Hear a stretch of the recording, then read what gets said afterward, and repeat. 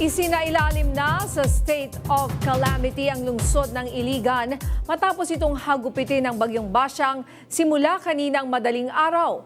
Sa Cagayan de Oro City, isang pamilya naman ang nasawi dahil sa landslide.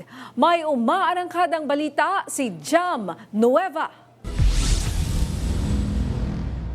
4 na katao ang nasawi sa landslide na naganap hating gabi Pebrero 6 sa Zone 1 Sambulawan, Gabuli Compound sa Barangay Agusan, Cagayan de Oro City sa kasagsagan ng paggulang dulot ng bagyong Basyang. Kabilang sa mga nasawi ang mag-asawang sina Paul at Rufa Lariosa kasama ang kanilang pamangkin na 11 buwang gulang na sanggol at isang 12 anyos na batang babae. Ayon sa mga otoridad, gumuho ang bahay na bagong tayo at may mahinang pundasyon kaya tuluyang tinabunan ang mga biktima. Ayon sa City Information Office ng LGU Cagayan de Oro City, magbibigay ang lokal na pamahalaan ng financial at burial assistance, pati na rin ng tulong para sa mga pangangailangan ng pamilya sa burol.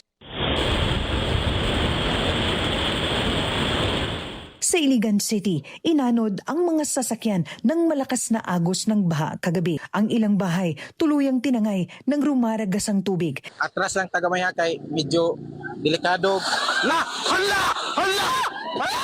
Isang steel bridge rin sa lungsod ang nasira dahil sa lakas ng baha na lalong nagpahirap sa pagdaan ng mga rescue at relief teams. Kaninang alas 7 ng umaga, dahil sa tumaas na tubig, di na madaanan ng Tubod Bridge, hindi rin madaanan ng Pugaan Mandulog Boundary matapos maganap ang landslide sa lugar. Dahil rito, isinailalim na sa state of calamity ang lungsod para agad magamit ang calamity fund para sa mga apektadong residente.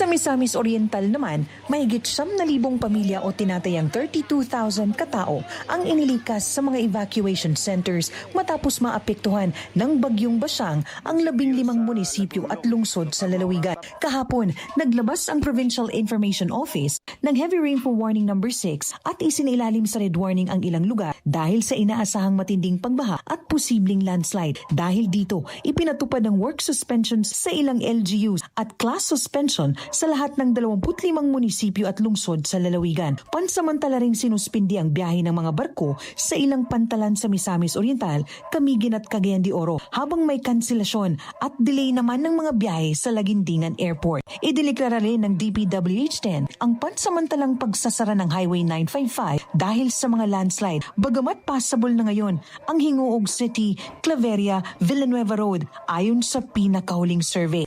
Mula rito sa Northern Mindanao, Jam Nueva ng PRTV News, nagseserbisyo para sa Pilipino.